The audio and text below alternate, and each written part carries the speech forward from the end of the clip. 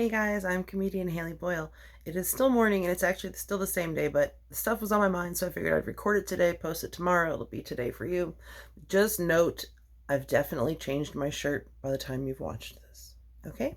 Um, so what I want to talk about is giving yourself the best fighting chance. Now, if you're like me and you spend a lot of time on social media, which you should not do and I should not do, then you've probably seen that Jim Carrey meme that's like, oh, I believe depression is real, but if you're not going outside, exercising, eating well, and surrounding yourself with positive people, you're not giving yourself the best fighting chance. It's a very oversimplified statement. It's the sort of thing that when you're in a depression or whatever, it could feel very much like judgment, like criticism. Um, but it is true. You have to give yourself the best fighting chance. This can be very, very, very, very tricky because especially when you're depressed or traumatized, you can have a hard time knowing what is even best for you. And you will have opposition regardless of what you decide. You will have opposition even from strangers. Again, we'll use me as an example. I needed to cut loose my mother.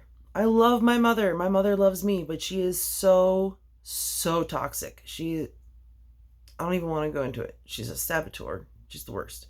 And I have tried everything I can do to try to get her to get help, get some kind of treatment, improve things.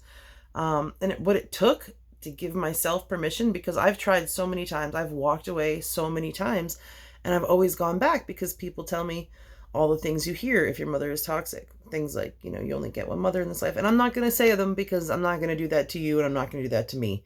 But people will put a ton of pressure on you to stick around and tell you that what she's doing is love. Especially if, like my mother, your mother is the kind of person that is popular in the community and seems like a really nice person, but is totally different at home with her own children. And what it took for me to give myself permission to finally really do it was my older brother disowned my mom a few years ago. And at the time, it seemed really harsh to me, even though I'd already tried to do it like 5 times. But I finally did it, and it's made all the difference. It's been very difficult. It's been a process. Besides my brother leaving, it also took a promise I made to myself when I was 10 years old. This is how long I've known that my mother was toxic.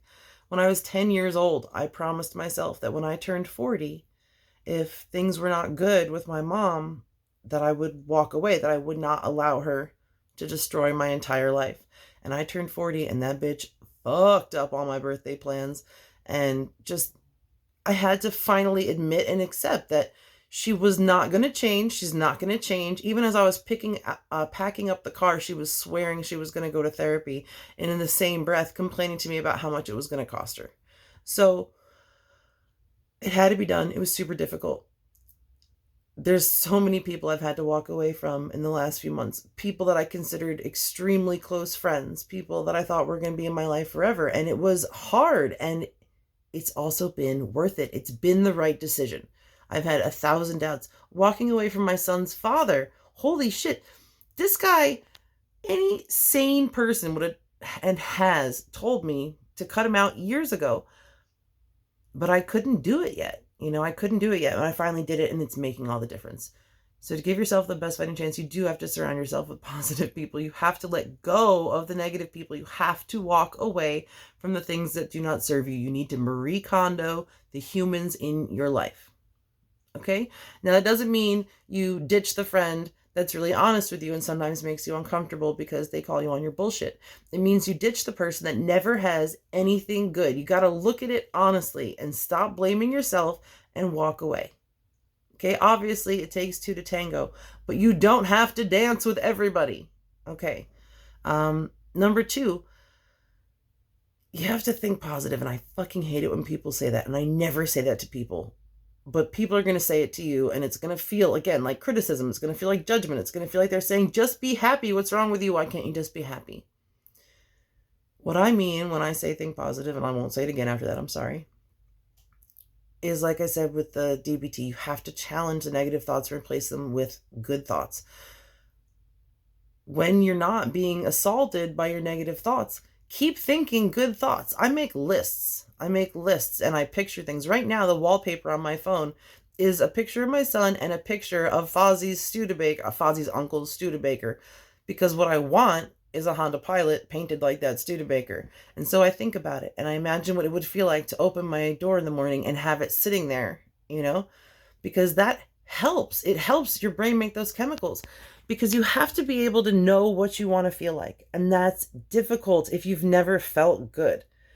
So you have to find the little things you can draw from. The time that you had ice cream or whatever it was, something tiny, something little, a smile from a stranger, that time something felt like it was going well, the time you got a good phone call, and draw on that, build on that, and seek out those experiences. You have to know what you want to feel like.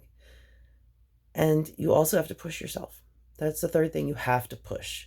You have to force yourself to get out of bed, which is what I'm about to do because I'm tired right now. I was up late. I'm sleepy headed. It's been exhausting going through what I've been going through. But I set an alarm and I'm getting up soon. And I'm going to make myself clean the house because when I clean the house, I feel better. And then I'm going to make myself take the dog outside and play with her because the fresh air is going to make me feel better. And then I'm going to make myself play my dance game because cardio is going to make me feel better. And I'm going to take a shower and put on clean clothes. And then I'm going to sit down with my computer and try to write some of my script. And I'm going to be in a great fucking frame of mind because I will have forced myself to do the things I know will help me, even though I don't feel like doing them. You have to give yourself the best fighting chance. Oh, and I'm going to feed myself. I haven't fed myself yet today. I'm really, really, really, really bad with that. Food issues are one of my things. But I've been improving a lot. I've been picking good choices and I've been eating at reasonable times and, not starving myself when I'm depressed. And I only I didn't even eat my whole bag of donuts in one sitting. That's new for me. So give yourself the best fighting chance. Let go of the things that do not serve you. Embrace the things that do, even if they are scary. Think good thoughts. Be Peter Pan. Be Tinkerbell. Think happy thoughts. And take the best care of yourself you possibly can. Push yourself. Find that inner adult in you that says, hey, you need to take a shower. Hey, come on, let's do this. I'll hold your hand. Let's go make some fucking pancakes. Let's do this. And if you need to, reach out, call somebody, call 5 somebodies, because the first 4 might tell you you're being fucking ridiculous and to put on your big girl panties. Fucking shut that shit down. Hang up the phone, block the text, call somebody else. You can do this. I can do this. I'm doing it. I'm proof. Let's rock.